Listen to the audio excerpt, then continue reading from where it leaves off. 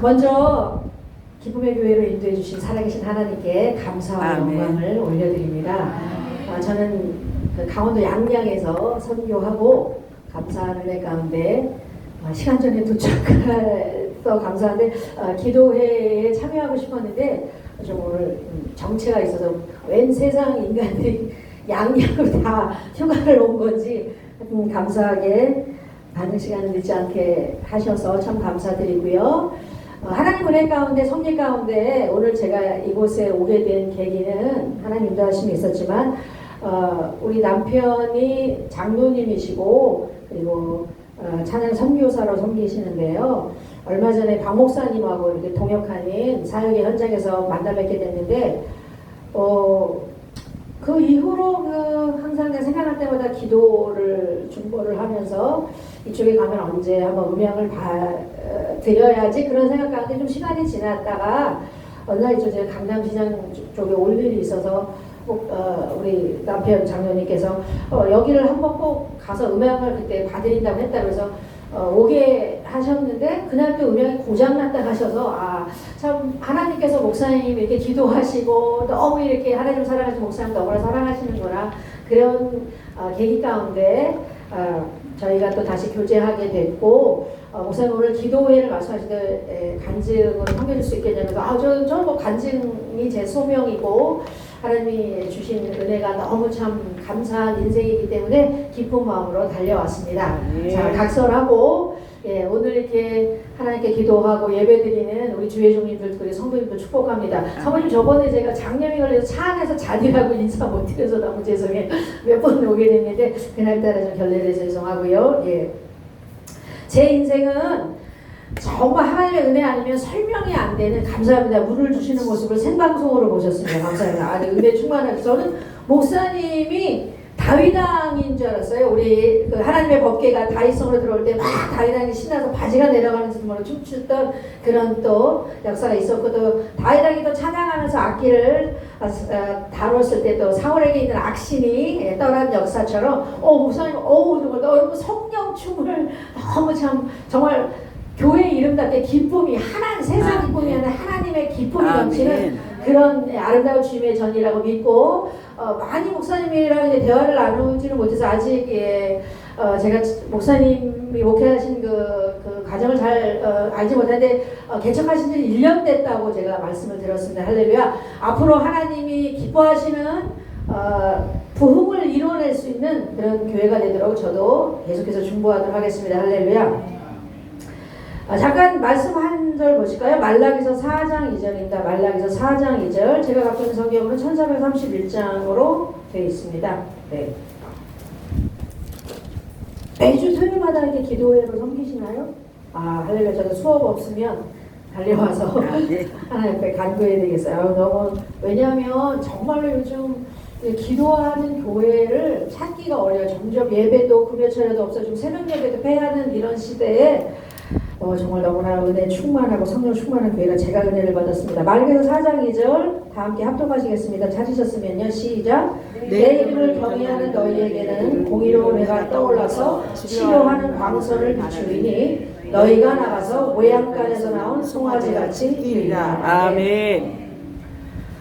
저희 집은 예수를 믿는 집안은 아니었고 조상대대로 불교를 섬기는 우상을 섬기는 그런 집안에서 제가 1966년 11월 29일 날 말죽거리라는 동네 아시죠? 양재동 지금은 뭐 부촌이지만 세상의 의미로 옛날에는 정말 말을 죽을 먹이고 아주 시골도 그런 깜짝이 없는 그런 곳에서 이남일의 장녀로 출생을 했습니다. 아버님은 지금 법무사로 일하실 수 있는 사법서사를 운영을 하셨어요. 그 당시에는 이제 아버님이 경영하는 사법서사밖에 없었기 때문에 경기도나 서울의 모든 사람들이 아버님한테 이렇게 서류를 하러 오셨는데 그것도 뭐 계속 직업을 영위하신 게 아니라 사회가 마음에 안 든다고 바로 그냥 몇 년 하시다가 때려치셔가지고 평생 백수로 지낸 우리 아버님과 정말 그 종갓집에 시집와서 평생을 아버지를 53년 동안 하루에 밥을 6끼 정도 차려드린 참 좋으신 착한 어머님 사이에서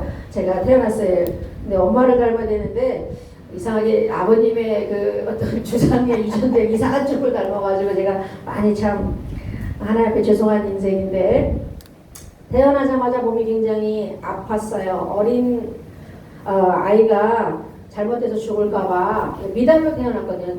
체중 미달로 태어나서 그 당시에는 이제 의학적인 기술이 많이 이렇게 발달된 시절도 아니었고 그래서 부모님이 할 수 있는 일은 저희 조상이 지었던 절이라고 합니다. 관악산 기슭을 한 4시간 정도 등산해서 올라가면 연주암이라는 절이 있어요. 양산 통조사 계열의 양산 통조사 굉장히 큰 절로 알고 있는데 부산 옆에 양산 있잖아요. 그 절의 뭐 계통의 그 암자예요. 부모님이 피덩이 어린 저를 그 절에 데리고 올라가서 얼마나 막 마음이 참 슬프셨을까요? 태어나자마자 미달로 태어나가지고 어린아이가 죽을까봐 그저 부처 앞에 그 저를 이렇게 갖다 바치면서 우리 딸 좀 살려달라고 뭐 조상들대로 했었던 일이가 맨날 불공 드리고 뭐 좋은 거 다 갖다 바치고 치성을 드렸던 어렸을 때 이야기를 제가 들었어요. 기억이 나는 한 4살 정도 때도 제가 절간에 있었던 생각이 나요. 지금 생각해보면 믿지 않는 그때도 하나님께서 제 인생을 주관하셔서 하나님은 제 인생의 주권자시잖아요. 그때는 몰랐지만 제가 이제 건강을 회복받아서 절간에서 나와서 아버님이 우리 딸 그래도 건강하게 살았으니 감사하다고 어릴 때부터 좀 공부를 시켜야 되겠다 하면서 동네에 유치원이 하나 있는데 선교 유치원이었어요. 아버님은 이제 종교 같은 거 신경 안 쓰고 그냥 이렇게 유치원에 보냈는데 맨날 찬양하고 뭐 하나님께 기도하고 그러니까 아버님이 마음에 안 드셨던 거예요. 한 집안에 2종교 생기면 망한다고. 아버님이 열심히 또 보내던 유치원을 또 어느 날 또 괜찮이 또 막 그런 데 가면 집안에 2종교 생겨서 집이 망한다고. 아니 보내실 때는 언제부터 이제는 그만두라고 하셔서 이제 그만뒀었던 생각이 나고 은광여자 중학교가 또 미션스쿨에 있어요. 제가 언주 국민학교를 나오고 이제 양재 사거리에 있는 학교인데 언주 국민학교를 졸업하고 은광여자 중학교가 미션스쿨이에요. 그래서 이강모 교장 선생님이 생각이 나요. 목사님이셨어요. 그래서 항상 성경 공부가 학교 과목 안에 들어갔기 때문에 이걸 이수를 안 하면 학교를 졸업을 못해요. 뭐 아버님이 괜히 보냈다고 나중에는 또 아버님 주소를 옮겨가지고 예수 믿는 학교 안 보내신다고 숙명여고가 강남으로 이사 와서 제가 그 학교를 또 들어가게 됐어요. 아버님 주소를 옮기셔가지고 그 학교도 이제 미션스쿨 계통인데 뭐 대놓고 성경 공부를 하진 않았는데 하여튼 중학교, 고등학교 교회는 그냥 아버님 몰래 살짝 다녔지만 인격적으로 하나님을 만나서 다닌 건 아니고 진짜 믿음도 없었는데 친구들이 좋아서 다녔어요. 친구들이 좋아서 다녔고 그것도 남자 친구들이 잘생긴 석훈이 때문에 다녔고 걔 때문에 침례도 받았고 뭐 하나님은 전혀 상관이 없어서 제 인생에 그냥 놀러가고 제가 어렸을 적에는 제가 어르신들 앞에 죄송한데 제가 이제 내년이면 한갑인데요. 죄송합니다. 그 내년이면 한갑인데 피자라는 걸 제 인생에 제가 중학교 때 처음 먹어봤어요. 그래서 교회를 가니까 피자를 주더라고요. 빈대떡만 먹던 저희가 얼마나 음식 문화에 충격해서 피자가 이태리 빈대떡이라면서 그런 거를 주는 교회가 너무 좋았고 먹을 것들에 제가 간식의 은혜를 받아가지고 다녔던 생각이 납니다. 결국 그 다니던 교회도 아버님께 들켜가지고 침례받은 게 어떤 증서가 또 들켜가지고 또 제가 강남 중앙침례 김춘기 목사님 이제 하늘나라에 계실 텐데요. 목사님께 253번째로 침례를 이렇게 물에 이렇게 잠겼던데 제때 좀 힘이 빠지셨는지 죄송하지만 제가 물을 먹었어요. 저를 놓치지 않고 250하고 되게 많은 침례자가 있었어요. 그런 기억도 나고 하여튼 이제 아버님 만드는 교회를 더 이상은 다니지 못했고 이제 대학을 가야 되는데 대학을 제가 왜 가야 되는지도 모르고 어떤 삶에 특별한 목적이 없었어요. 그냥 되는 대로 이렇게 사춘기 시절을 지내고 또 맹장 만성염 때문에 한 1년 정도 고생을 하다가 그때 이제 같은 병실에 2살짜리 꼬마가 백혈병으로 죽는 모습을 보면서 철학적인 좀 고민을 했어요. 인생이라는 게 도대체 불공평하다. 우리가 어디서부터 와서 왜 태어났고 죽음은 어디로 가고 삶이란 것은 무엇인가. 이제 그 꼬마의 죽음을 계기로 불교에서는 뭐 인생이 윤회되고 뭐 말도 안 되는 그 진짜 정말 사기 중에 우주적인 사기잖아요. 그게 하나님 앞에 우상성인 건지 모르고 저도 뭐 미혹돼가지고 그렇게 조상과 함께 섬겼지만 도대체 그런 삶의 문제를 제가 어떻게 해결할 수가 없어서 대학교는 그래도 일단 철학과를 가자. 남들은 뭐 그냥 뭐 취직 잘 되는 뭐 그런 학과를 선택하고 뭐 졸업하면 시집을 잘 가는 등 뭐 하여튼 그런 뭐 세상 뭐 가치들이 판치는데 저는 그냥 오직 철학과. 근데 전기대학교, 저희 때는 전기대학이 있었고 떨어지면 후기대학 갈 수 있는 그런 입시 제도가 있었어요. 전기대학에 철학과를 떨어졌어요. 아버님 몰래 나왔다가 무슨 얼어 죽으면 철학이냐. 아버님은 철학 그러면 운명 철학을 생각해서 내가 점쟁이가 되는 걸로 착각을 하셔가지고 어차피 떨어졌으니까 이제 다시 재수를 하려고 했더니 아버님이 이제 후기대학교 그 4대에 이제 지금은 상명 종합대학교가 됐어요. 그때는 상명 여자 대학교였어요. 이제 세범정에 완전히 눈 오면은 정말 거의 한 70도 가까거든요. 눈 오면은 학교 바로 갔다가 바로 집에 가라고 조치할 정도로 국민대 바로 옆에 있는 학교인데 재수를 하려고 했더니 이제 부모님이 너무 슬퍼하시고 그냥 일단 학교를 다니면서 나중에 네가 하고 싶은 거 하시라고 말씀하셔서 학교를 다니면서 저는 그래도 공부를 해야 된다는 어떤 의무감도 없었고 그냥 되는 대로 인생을 살아가는 그냥 목숨만 붙어있듯이 별로 이렇게 의미가 없었어요. 삶에 대해서 그냥 오직 철학만 생각하다가 성적이 너무 떨어져서 F학점을 맞는 거예요. 학교 잘리면 정말 부모님께 죄송하잖아요. 그래서 좀 돈을 안 들이고 영어 공부를 할 수 있는 데를 찾아보다 보니까 종로이가에 우리 선생님들 YMCA 있죠. 기독교 청년연합단체가 있었어요. 거기를 가보니까 돈을 안 들이고 영어 공부를 공짜로 선배님들이 가르쳐 준다고 해서 그 가온이라는 영어회화 서클에 제가 가입해서 거기 열심히 이제 그 서클에서 활동을 하게 됩니다. 공부도 가르쳐 주지만 정말 선배님들이 너무너무 이게 행함으로 예수님의 덕을 끼치는 정말 아름다운 믿음의 소유자셨거든요. 제가 그분들을 볼 때 정말 저분들을 보면 천사 같다. 하나님을 믿는 분들이구나. 믿으려면 저렇게 믿어야지. 그러면서 제 마음에 항상 자리 잡는 생각들은 하나님 지금은 하나님이 솔직히 어떤 분인지 아직 잘 모르겠지만 제가 어렸을 때 갔었던 교회에서도 하나님께 제가 기도를 드렸던 생각도 나고 이렇게 사람 때문에 갔지만 먹을 것 때문에 갔지만 그런 교회 하나님이 진짜 이 우주를 만드시고 저를 지으신 분이라면 하나님이 저를 부를 때 저는 지금 당장은 갈 마음이 없으니까 교회에 하나님이 부르실 때 제가 기쁘게 그때 교회를 가서 하나님을 믿도록 하겠습니다. 이제 그 마음속으로 그런 생각들을 하면서 열심히 서클 생활을 하고 이제 뭐 선배들과 같이 어려운 그 농촌에 가서 모내기를 도와드리고 이렇게 농활도 하고 봉사를 하면서 그렇게 지내던 대학교 3학년 시절에 제가 그 당시 서클에서 오락부장을 그냥 게임을 간단하게 진행하는 뭐 사람이 없어서 그냥 제가 간단하게 맡고 있었는데 그 우영이라는 서클 후배가 누나 MBC 문화방송에서 전국 대학생 개그맨 콘테스트가 열린다고 누나는 남을 웃기는 재능도 그냥 자기가 볼 때 조금 있는 것 같고 그리고 또 얼굴도 웃기게 생겼기 때문에 그래서 아멘 하시는 분이 세 분이 제가 봤어요. 끝나고 그 친구는 제가 개그맨 어떻게 만들고자 하는 역사적인 사명을 띠고 태어난 아이처럼 밤낮으로 괴롭히는 게 너무 구차져 노이로제 걸릴 정도로 누나는 개그맨이라고 누나는 개그맨 시험 보라고 아니 제가 웃기는 사람도 아니고 개그맨 그러면 그냥 저희 때는 이제 코미디언 선생님 웃으면 복이에요.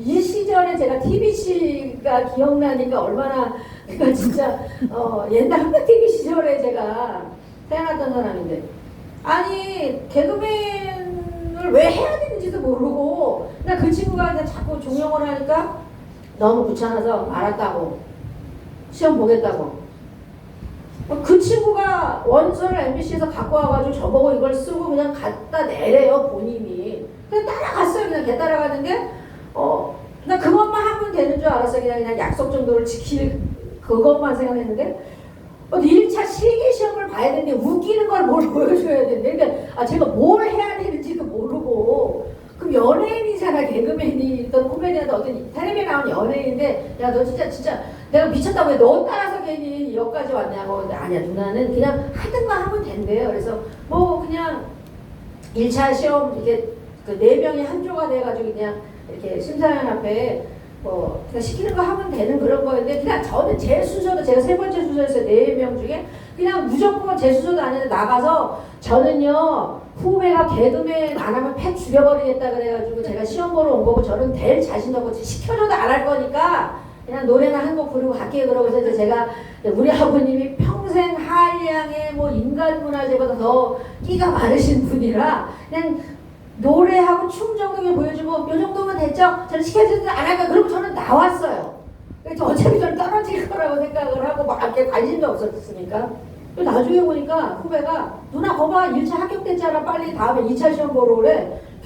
야 너 무슨 말 같은 소리 하지 말라고. 똑같은 이야기잖아요. 1차 합격됐다는 거 저는 제 순서도 아니고 그냥 혼자서 그냥 저 떠들고 그냥 나온 건데 또라이라고 생각했는데 저한테 1차 합격이 돼서 2차 시험은 이제 누나 내가 좀 대본을 썼으니까 그렇게 막 중구난방을 하지 말고 요 대본에 맞게 나의 꿈이라는 주제를 가지고 뭐 내가 뭐 만담가가 되고 싶어요. 그리고 만담을 조금 하고 여기도 뭐 춤을 좀 넣고 뭐 자기가 다 각색해갖고 뭐 감독처럼 PD처럼 해갖고 왔어요. 그래서 뭔지 모르지만 하여튼 그래도 내가 좀 나름대로 웃기나 보다 그런 착각 속에 2차 시험을 하는데 2차도 합격이 됐어요. 저는 5,000명 5,000명이에요. 제가 테레비 MBC 1기예요. TV 기수로는 처음이고요. 위에 선배님들은 이제 라디오 기수, 뭐 김보아 선배님 오늘 방송됐는데 김보아 선배님이랑 이제 MBN 그 임성문의 먹거리 파일 그거에 나왔더라고요. 보아 언니는 라디오에서 뽑은 기수고 뭐 더 위에 선생님들은 코미디언 기수 이제 악극단에서 이렇게 TBC 이런 데로 뭐 웃으면 보기로 영입했던 이런 시절에 역사 계보가 있는 건데요. 2차도 5,000명 응시자 중에서 10팀 안에 추려지는 5,000명 중에 10팀 안에 추려졌으니까 이건 기적이다. 이거는 뭐 그 후배가 방송국에 빽이 있든지 도저히 꼴찌로 가도 아픈 제 현실이었는데 너무 신기했어요. 그래서 이제 내가 그 당시에 생각이 이제 팔자라는 것은 세상에 오는데 개그맨들의 운명인가 보다 이렇게 생각하고 이제 1987년도 3월 21일 날 다른 10팀과 열심히 경연대회를 해서 저는 제 이름을 부르는지도 몰랐습니다. 금상이 이경실 씨예요. 동기예요. 걔가 금상이고 이경실 씨는 아시죠? 예. 그리고 하나 아래가 박미선 씨예요. TV 2기. 지금 오늘 기사를 보니까 굉장히 신앙 좋은 친구거든요. 연예인들 다 전도하고 이성미 권사님이랑 유방암으로 투병하고 있더라고요. 저는 왜 아파서 안 나왔나 그랬는데 걔가 방송을 쉬는 애가 아니었거든요. 38년 동안 쉼 없이 왔는데 생각날 때마다 기도해 주시면 감사하겠습니다. 유방암으로 지금 투병하고 있어서 그래서 지금 안 나오는 거였더라고요. 오늘 저 기사를 보고 하는데 하여튼 자고 일어나고 하니까 스타가 됐다는 말이 제 인생에 일어난 기적 같은 일이었어요. 여기 대상을 타니까 제일 먼저 방송에서 밀어주셔 대상 탔다고 그 당시에 TV 가이드라는 잡지가 있었어요. 뭐 썬데이 서울 세상 잡지인데 그런 데만 인터뷰하고 다 이렇게 잡지에 나오면서 텔레비에 나오고 진짜 신기한 영화 같은 그런 나날의 이야기입니다.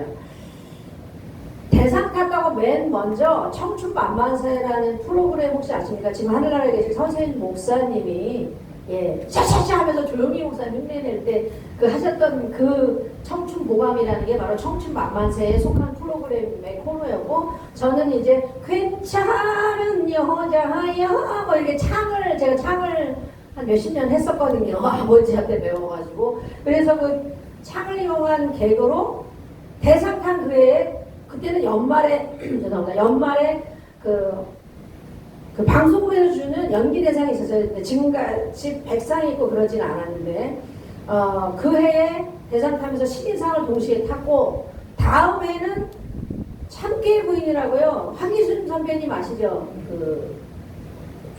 도박으로 좀 국제 망신을 싣고 오셨지만 지금은 봉사하시고 잘 인생에 또 재기에 성공하셨고 제가 늘 전도하는 대상이신데 그 선배님이랑 신혼의 아기자기한 그 참깨 부인 역할을 하고 이제 우리 이웃집의 들깨 부부는 보아 언니하고 이제 김병조 선생님도 불교 신자신데 암 걸렸다가 그래도 이제 건강을 회복 받으셨지만 그분도 제 전도의 대상이고 되게 참 인격적으로 좋으신 선배님들인데 들깨 부부 참깨 부부란 코너에서 신혼의 아기자기한 역할을 하면서 다시 그 해에 우수상을 탑니다. 그러니까 아주 그냥 빠른 속도로 해마다 대상, 신상, 우수상. 저는 최우 우수상만 타면 최고의 이제 영예를 받는 거죠. 뭐 돈도 그 당시에 돈 단위로도 30억씩 벌을 정도로 그냥 CF, 지금은 이제 환산하면 더 제 자랑이 아니고 진짜 인기라는 거는 그냥 부르는 게 몸값이에요. 그 CF도 하고 또 행사 나가면 기본 뭐 몇천만 원씩 벌었으니까 CF 하는 거 생각나실 거예요. 아마 제가 말씀드리면 알뜰항미는 지금도 이렇게 그 슈퍼에 가면 1,500원인가 그 무르지 않고 오래 쓰는 비누, 그 제가 선전한 비누입니다. 우리의 사랑을 이어주는 단단한 알뜰항비는 왜 알뜰항에게 단단해서 오래 쓰니까요. 럭키 알뜰항. 유사품에 주의해주세요. 그때는 유사품이 많았나 봐. 맨날 유사품에 주의해주세요. CF 끝에 이렇게 문구를 제가 했던 생각도 나고, 뭐 모나미 샤프 펜슬 153 볼펜도 제가 CF를 하고, 뭐 제 자랑은 아니고 진짜 인기와 부와 명예를 가지고 아주 승승장구했었던 그런 시절의 이야기입니다. 그러다가 이제 그 당시에 서울방송, 지금은 이제 SBS가 90년도가 생겨가지고 MBC 죄송합니다. MBC KBS에서 그 개그맨들을 스카우트해가지고 거기서 다시 그때 이제 미선이하고 저하고 그 KBS의 이경애 선배님, 뭐 김학래 선배님, 임미숙 선배님 다 이제 그 SBS에서 모여서 저희가 이제 그 코미디 전망대라는 이제 장로님이시자 김경태 장로님도 MC셨잖아요. 지금 하늘나라에 계시고 늘 그렇게 넌 예수 믿으라고 그러는데 그 당시에도 저는 그 마음에 아직은 때가 하나님 때가 아니셨는지 그냥 알겠습니다 그러고 이제 그렇게 부인하진 않았고 이제 언니들이 뭐 교회 뭐 행사 있다면 뭐 같이 가고 그러면서도 하나님 정말 부를 때 그때 갈게 조금만 기다려 이렇게 하면서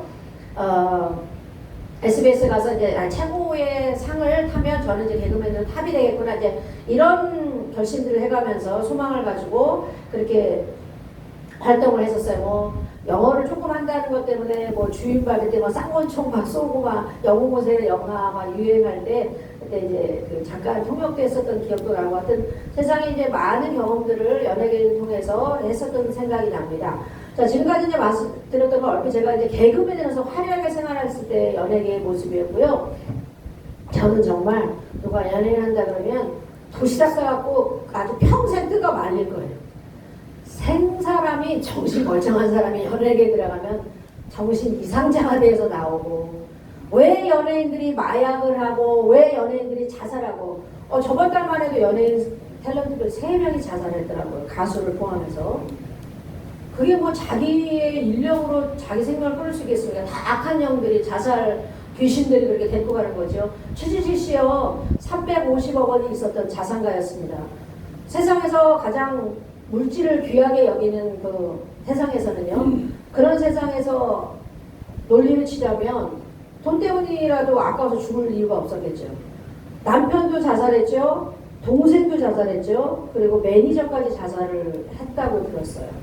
그 해에 다. 그래서 악한 영의 역사죠. 정말 뭐 소문은 무성했죠. 뭐 정선희 씨 뭐 남편도 자살했죠. 개그맨 정선희 씨는 SBS에서 뽑은 신인 개그맨이었어요. 지금 간증으로 사역하면서 하나님 영광 돌리고 있는데 정말 신혼에 8개월 된 친구가 갑자기 남편이 자살했다고 생각하면 이거 기가 막힌 일이잖아요.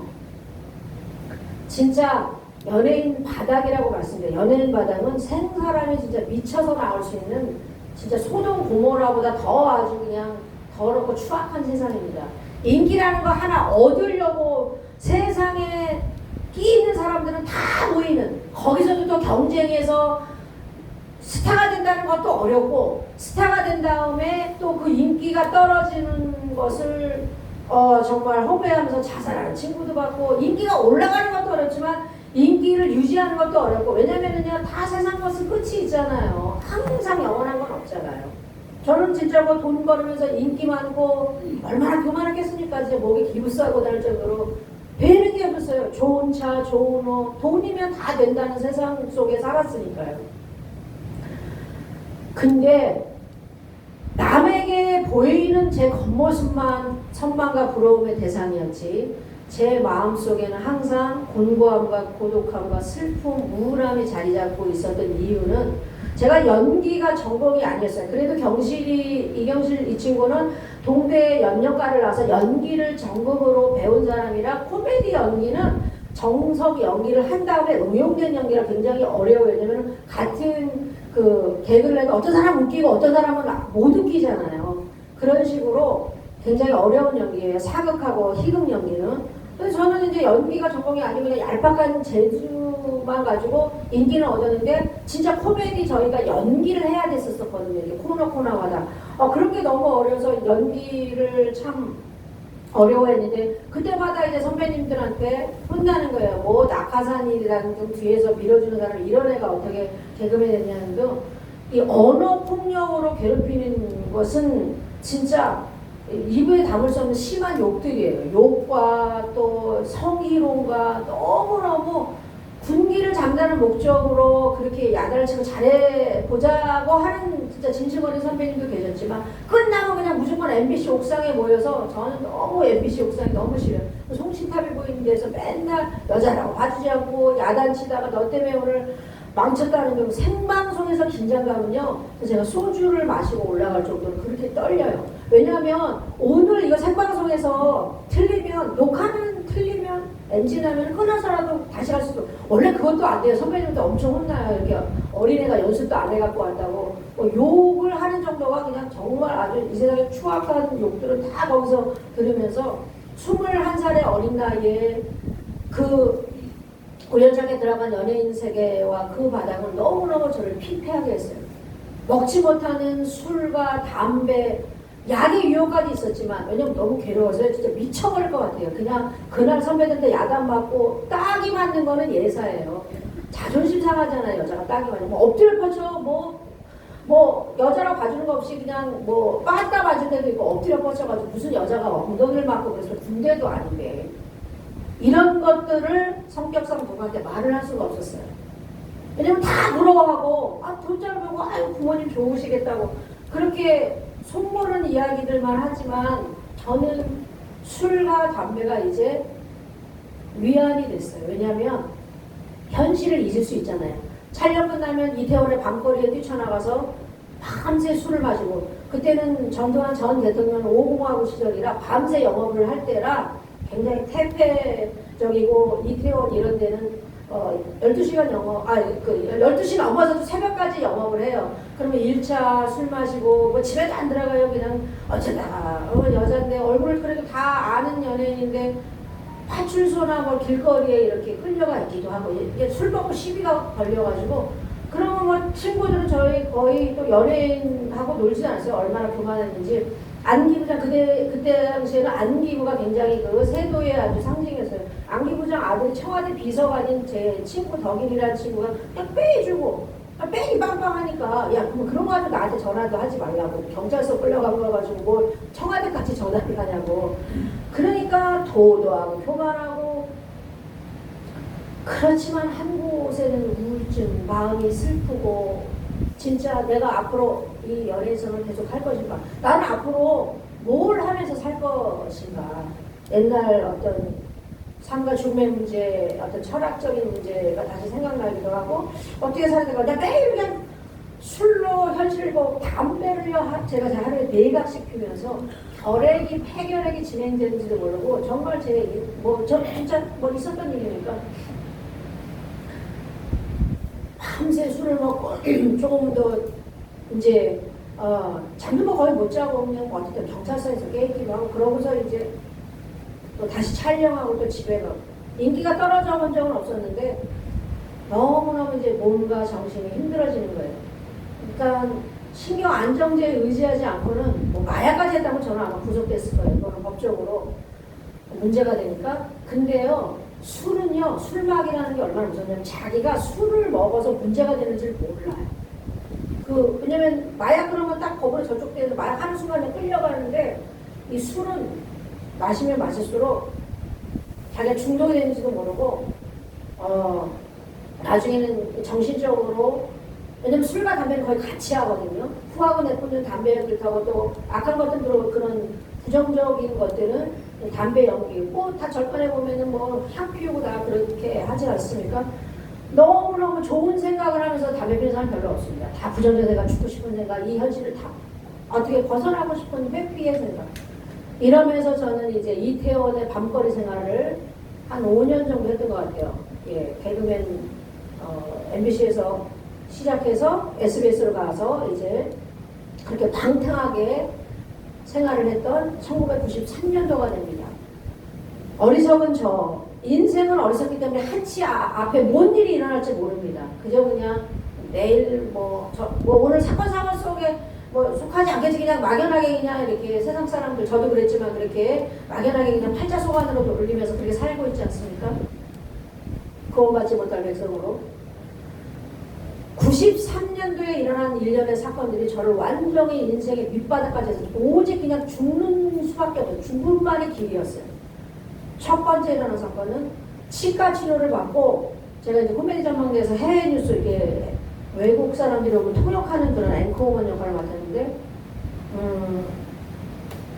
치과 치료를 받을 때 아시다시피 마취 주사를 놓잖아요. 근데 그 마취가 풀리기 전에 원래 음식을 먹으면 안 돼요. 감각이 없기 때문에. 근데 라디오 녹음 스케줄이 있어서 이 정도 발음되면 되겠다. 뭐 안 먹으면 되지.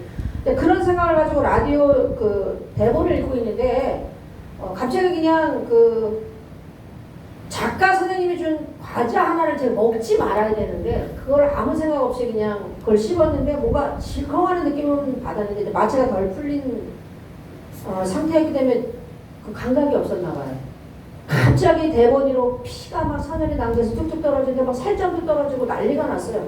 너무 놀래가지고 화장실을 가서 거울을 보니까 제 혀가 그 과자하고 그 혀하고 다 씹어져가지고 완전히 서늘이 낭자해서 살점이 뚝뚝 떨어진 상태로 너무 놀래서 사람이 갑자기 충격을 받으면 가뜩이나 지금 알코올 중독으로 인해서 정신도 몸도 안 좋은 상황이니까 잠을 잘 수가 없어요. 술이 아니면 잠을 잘 수가 없어요. 제가 얼마나 술을 많이 마셨는지 압니까? 그냥 이태원에 카페에 가면은 잘 아는 언니가 경영하는 카페니까 그냥 룸에서 몰래 숨어가지고 소주 2병을 무조건 마셔요. 술도 몰래 못했던 사람이에요. 개그맨 하면서 그냥 선배들이 주는 거 그냥 억지로 마시고 그러다 보니까 그냥 술도 못했는데 잘 받지도 않은데 소주 2병을 무조건 마셔요. 그러면 그냥 알딸딸 취해지잖아요. 그날 욕 먹고 매 맞고 이런 것들을 잊을 수 있으니까 술을 마시고 거기다가 또 맥주 또 뭐 양주 폭탄 밤새 마시는 거예요. 안 죽은 게 하나님의 은혜예요. 믿지 않는 그때도 술로 안 죽은 게 하나님께서 제 삶을 주관하고 계셨거든요. 정말 저는 아주 하나님이 저를 택해주시지 않아서 저는 하나님께 할 말이 없는 인생인데 진짜 그런 일련의 혀 잘리는 사건 응급실에 가서 카톨릭 의대 여의도 성모병원에 가서 5바늘을 꿰맸어요. 개그맨은 언어가 생명이잖아요. 근데 이 혀가 아물고 나서도 발음이 안 되는 거예요. 왜 그래? 라는 의도로 이렇게 말하려고 왜 그래? 이게 발음이 꼬이는 거예요. 그날부로 방송국을 그만뒀어요. 자꾸 안 되니까 발음이. 장애인 5급 판정을 받았어요. 그냥 죽고 싶더라고요. 그러니까 죽고 싶은 생각이 내 의지는 아닌데도 이렇게 되는 꼴이 없으니까 죽는 게 낫지. 그럼 죽으면 그냥 이 고통에서 벗어날 수 있으니까 그러니까 회피의 생각으로 사람들이 자살을 하는 것 같아요. 너무 현실이 힘드니까. 두 번째는 사건은 교통사고 4중 충돌사고라 뉴스까지 크게 났어요. 대전에서 친구 결혼식을 보고 서울로 올라오는 선상에서 뒷차가 우리 차를 받고 우리 차가 또 앞차를 받고 앞차가 앞차를 받고 연쇄 충돌사고가 일어나서 뒤에 앉았던 제가 기사가 운전하고 옆에 이제 친구가 앉았는데 몸이 푹 날아가서 아마 제가 암 유리가 깨져가지고 그 고속도로 밖으로 나갔다면 직사했을 건데 하나님의 은혜 가운데 제가 그 암 유리까지 몸이 튕겨 나갔어요. 그 의자 사이로 공간으로 튕겨져 나갔다가 다시 그 머리를 세게 부딪히고 제자리로 돌아왔을 때 정신을 잃었나 봐요. 깨어보니까 인근에 대전에 있는 그 병원 응급실에 제가 왔는데 죽은 줄 알았어요. 살았는지 죽었는지 전혀 못 느끼는 그런 상태에서 깼는데 나중에 뭐 의사가 뭐라 그러더니 그러고 뭐 필름이 또 뭐 끊겼어요. 그러고 나중에 이제 교통사고로 뭐 피를 흘렸다든가 외상은 없지만 교통사고는 후유증이 위험하기 때문에 나중에 이제 계속 물리치료를 받으라고 지금은 뇌를 세게 부딪혀서 뇌가 압력이 있대요. 압이 높아져서 계속 이제 좀 진정하고 그러면 물리치료 받으면서 약을 꾸준히 먹으라고요. 아니면 큰일 난대요. 야, 정말 내가 죽을 수도 있었겠구나.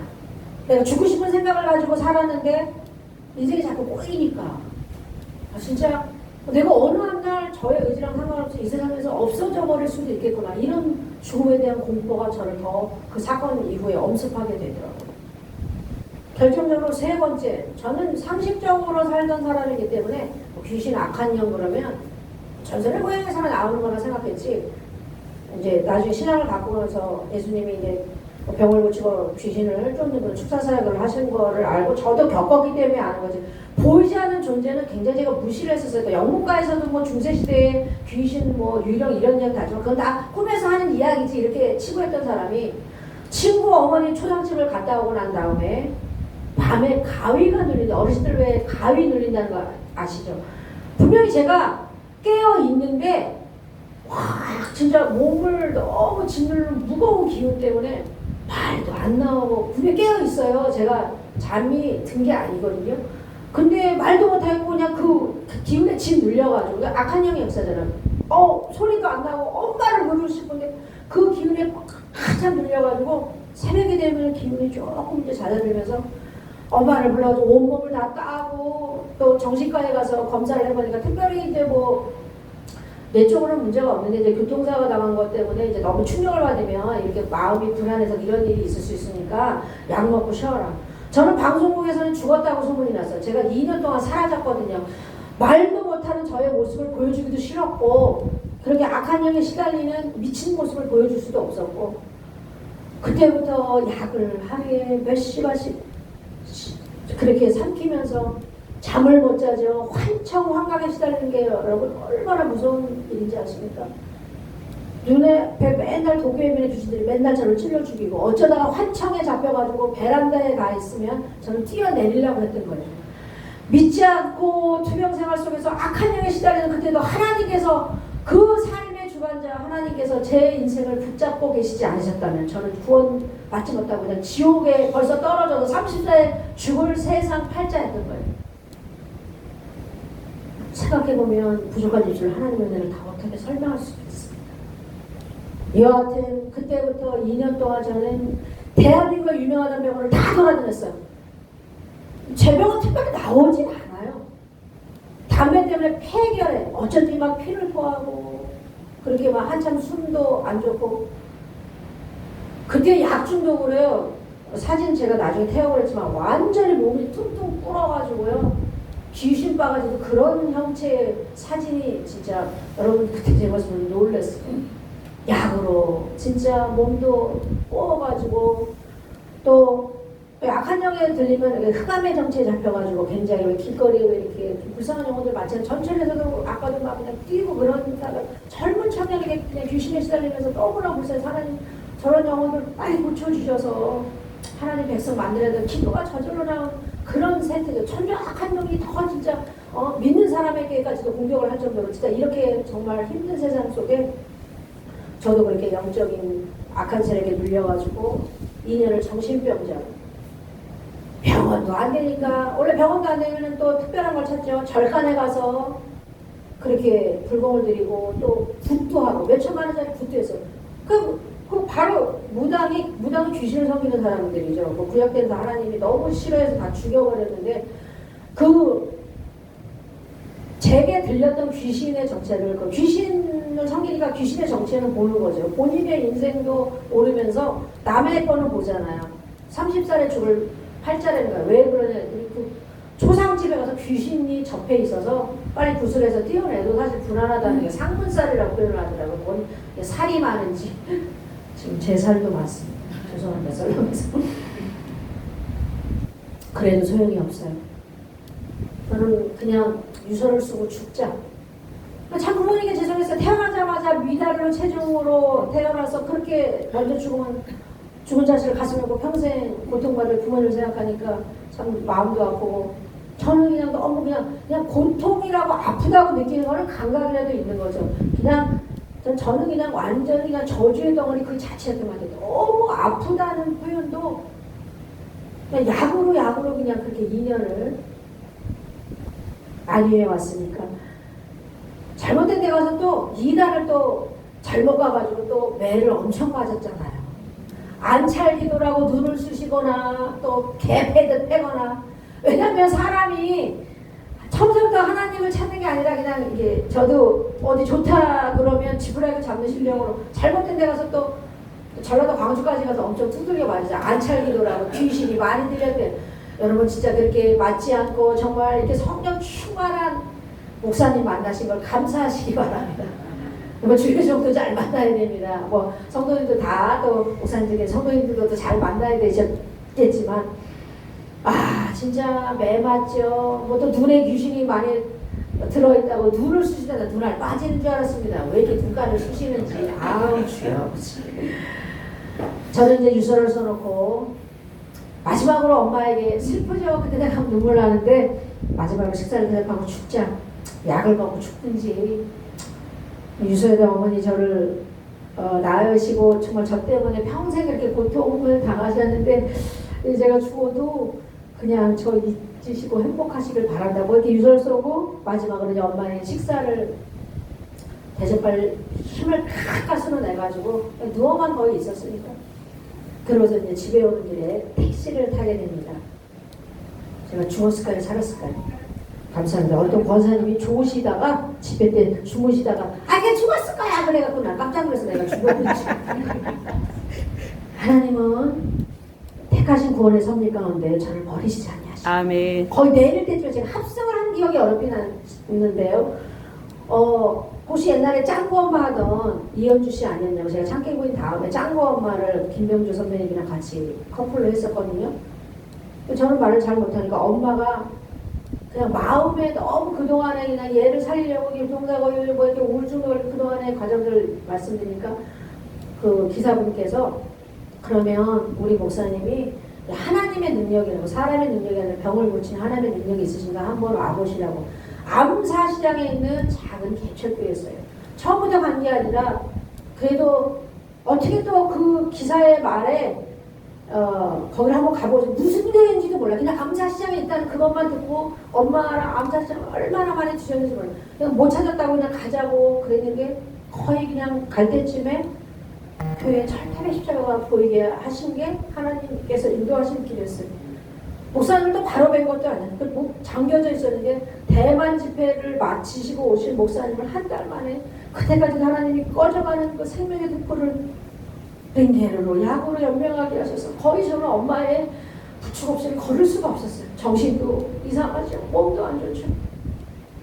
드디어 목사님을 한 달 만에 뵀어요. 그랬더니 택시기사분이 거기 집사님이셨어요. 말씀 들었다고. 저희는 아무것도 할 수 없지만 오늘 예배 드리고 하나님께 기도하면 하나님께서 기적을 베풀어 주실 거라고 소망을 가지시라고.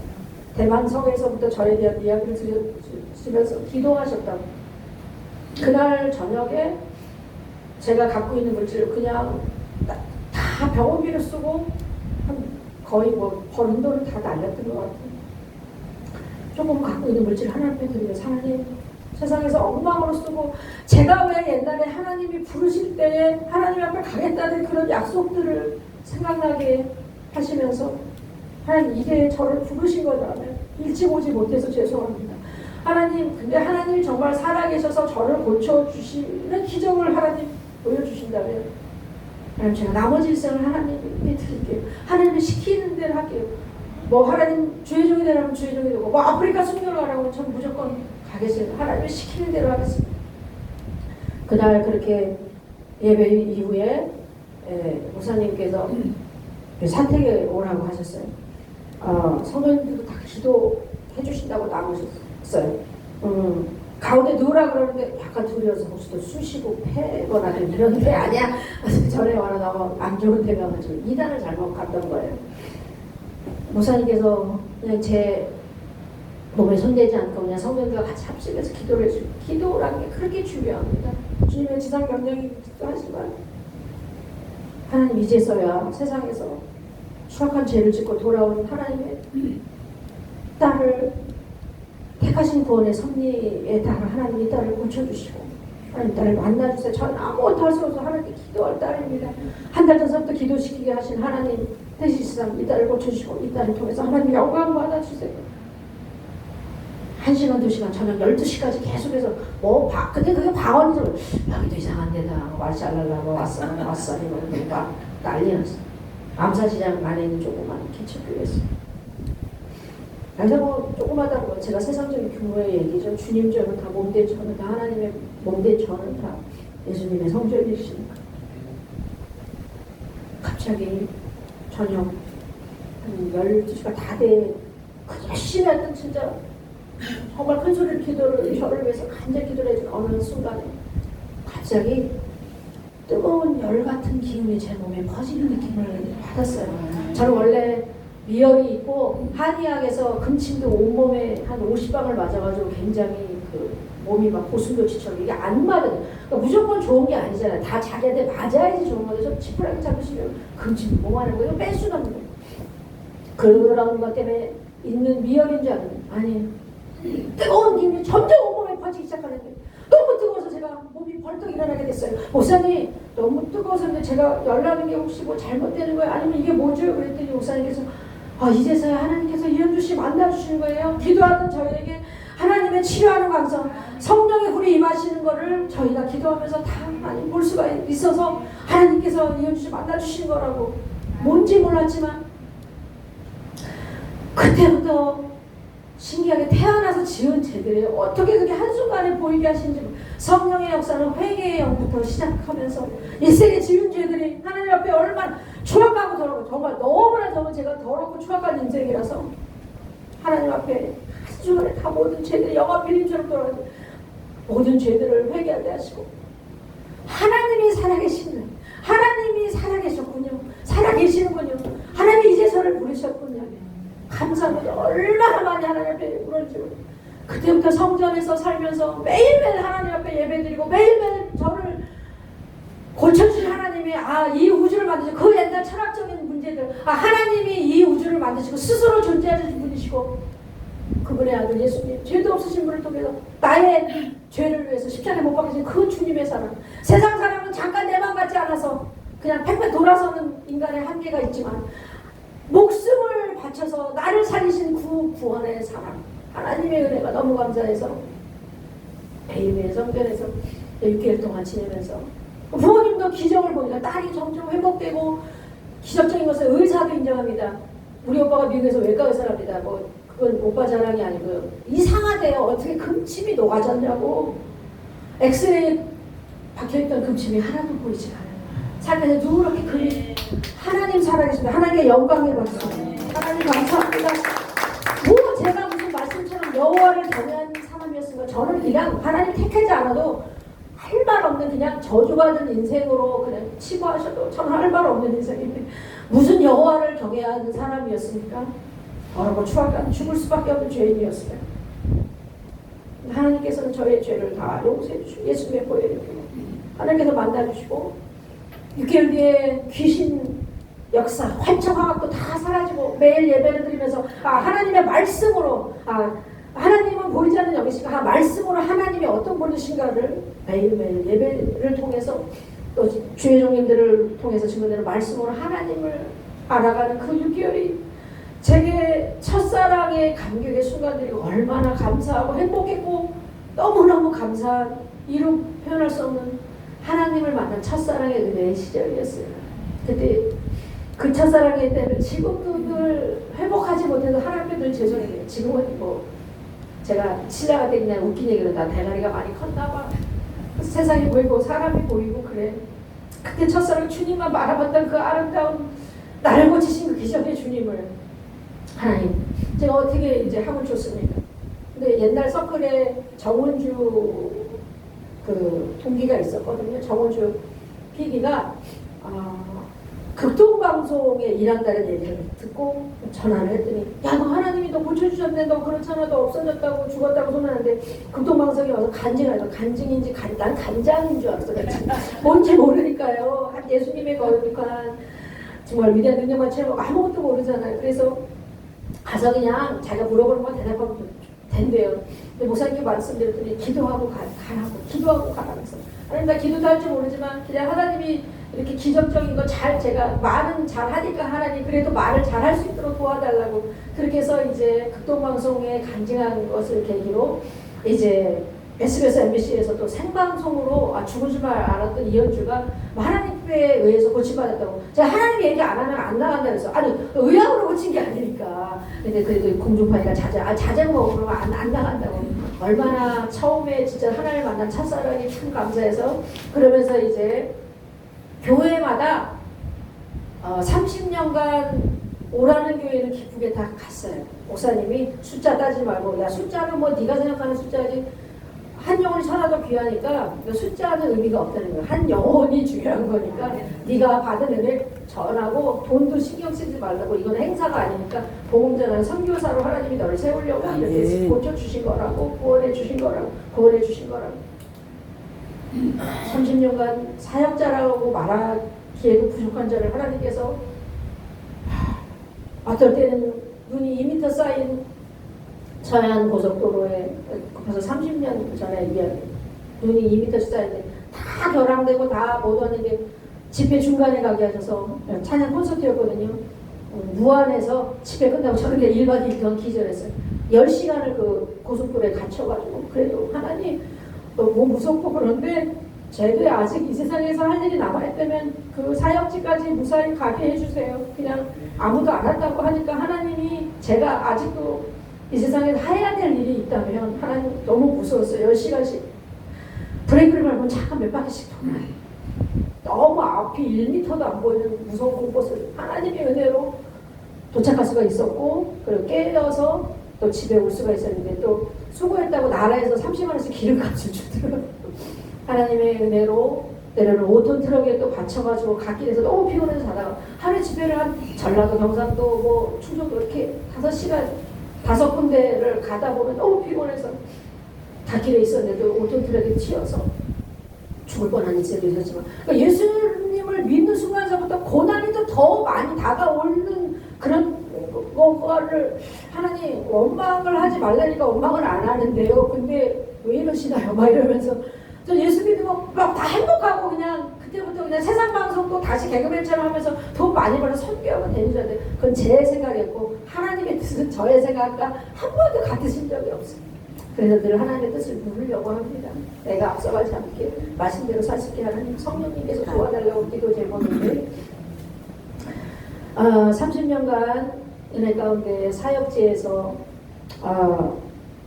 기도하고 가면 하나님께서 거기에 필요한 또 은혜를 베풀어 주시고 또 구원 받을 자들은 하나님께서 나중에 결신하게 하시고 그리고 또 전도하게 하시고 어떨 때 또 교만해가지고 목사님이 오늘은 그 전라도 지방은 굉장히 그 언어가 아주 그 은혜스러워야 되기 때문에 기도 많이 하고 가고 쓸데없는 얘기하지 말으라고. 간증자는 간증만 해야지 쓰잘데기 없이 주의 종님들이 목사님들이 설교하시는 거지 너는 설교하지 말라고 해서 목사 내가 무슨 뭐 말씀을 안다고 설교를 하겠으니 걱정하지 말라는데 그때 또 제가 요한계시록에 심취한대요. 가서 이 땅 예배에 가서 다 죽는다 그러면 누가 좋아하겠냐고. 14만 4천이 아니고 그래갖고 바로 진행 중에 쫓겨나왔잖아. 차비도 못 받고.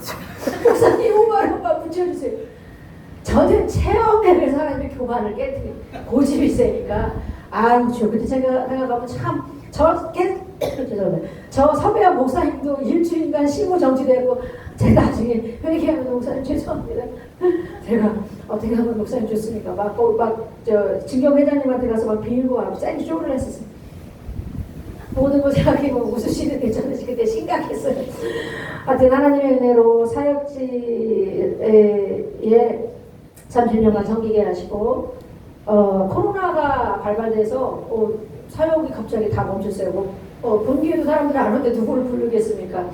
기도하다가 답답해서 영적으로 제가 너무 답답했어요. 그래서 그 남편 장로님하고 여기 정서진의 그 아라뱃길에서 장비는 다 음향 엔지니어가 있으니까 선교 버스킹을 하게 하시다. 그러면 이제 교회를 못 가는 분들이 거기서 은혜 받고 그럼 열심히 또 본교에 가서 또 예배를 드려야지 그 예배 안 드리면 안 된다. 그렇게 주일마다 이제 저희 대예배 드리고 그러고서 이제 저녁 예배 전까지 이렇게 버스킹 선교하게 하신 것도 하나님의 은혜였고요.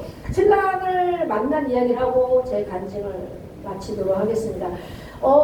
인천의 계산 동산교회 이제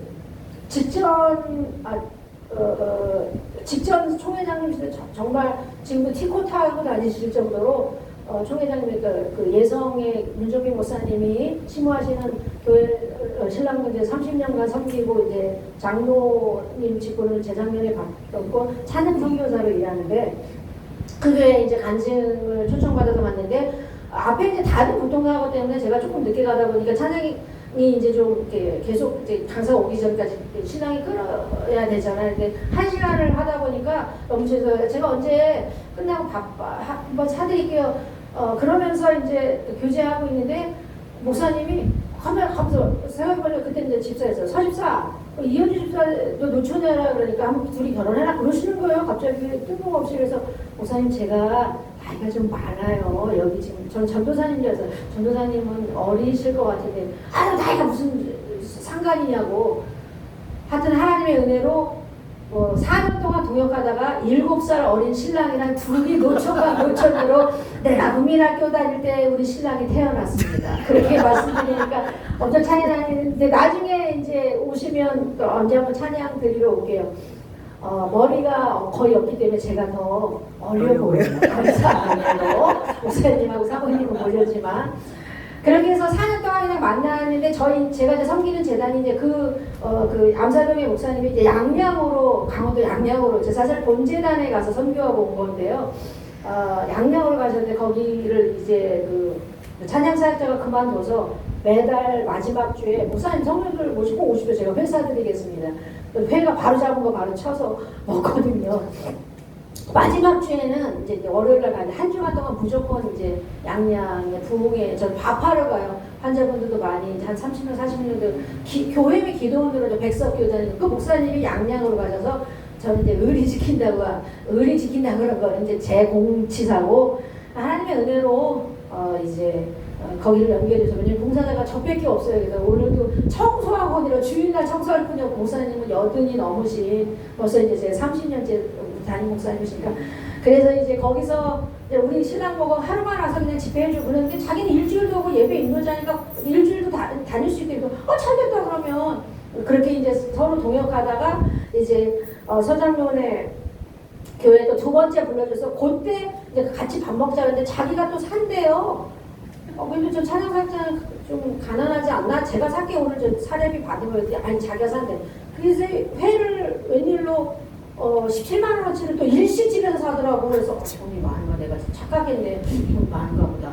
그렇지 부자 수도 있어. 이런 속물근성으로 이제 하여튼 잘 먹고 얻어먹고 집에 오는데 50만 원을 주는 거예요. 아이고 사역자 뭐 집사님은 다 헌금하는 거 알고 있다고. 그때 이제 제가 하나님께 서울을 미리 해놨어. 버는 다 그냥 드린다고. 그래서 나중에 돈이 너무 없을 때 괜히 서운했다 이런 것도 막 외계하면서 그래서 50만 원 주길래 그 부자구나. 찬양사역자가 집이 잘 사는구나.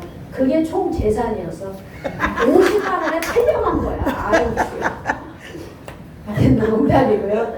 하나님의 은혜로 우리 신랑은 정말 돈은 지금도 파 시키면은 파 한 단 사오라고 그러고 웬만한 남자들이 아무리 사는 거라도 파 한 단 사오잖아요. 파를 2뿌리 사왔어. 그거를 판 사람도 웃기고 사오는 거지. 얼마 줬냐니까 1,000원 주고 2뿌리 사왔대. 아니 아저씨가 이거 파를 이렇게 팔아 개수로 했더니 양양에서 그렇게 줬대요. 사기 맞은 거라고. 파는 사장님이나 갖고 아무것도 몰라. 세상 물정도 모르고 라면 끓이는 거 왜 아무것도 못해요. 근데 음향하고 찬양만 잘해.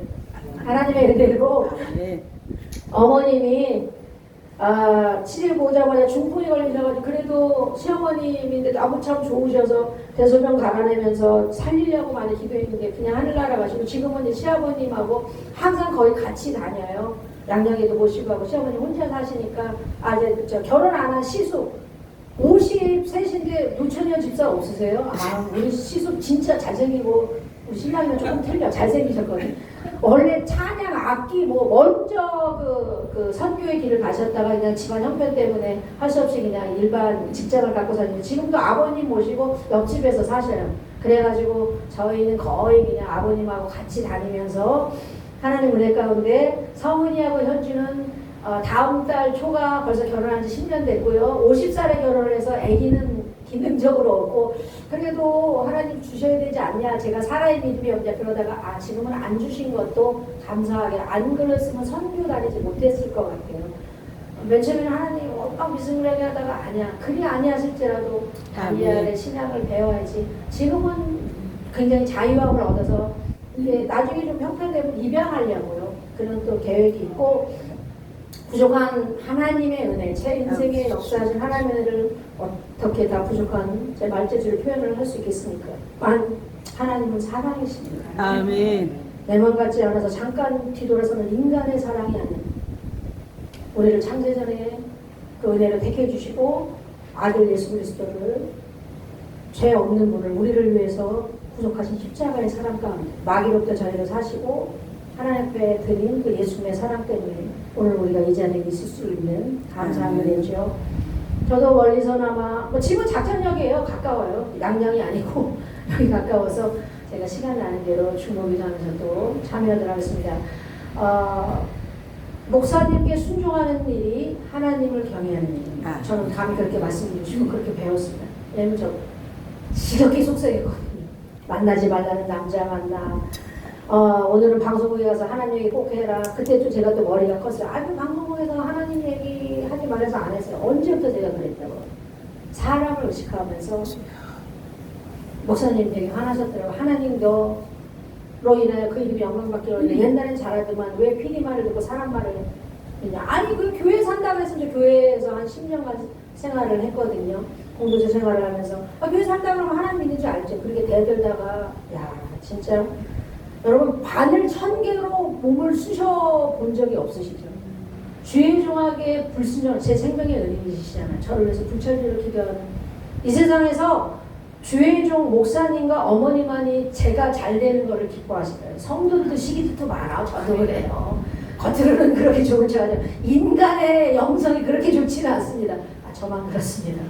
남이 정말 기쁜 일이 있어 얼마나 진짜 진심으로 기뻐해 줄까요? 목사님과 어머니밖에 없는 것 같아요. 요즘은 부모님들도 이상한 돈을 많으니까 외람되지만 하나님의 은혜로 30년째 건강하게 성은이와 현주는 은혜 가운데 살고 있고요. 이 교회가 하나님이 기뻐하시는 부흥으로 날마다 전도하면서 하나님의 나를 확장시키는 아름다운 교회가 될 수 있도록 저도 중보하면서 형편되는 대로 상황되는 대로 와서 기도 같이 중보하도록 하겠습니다.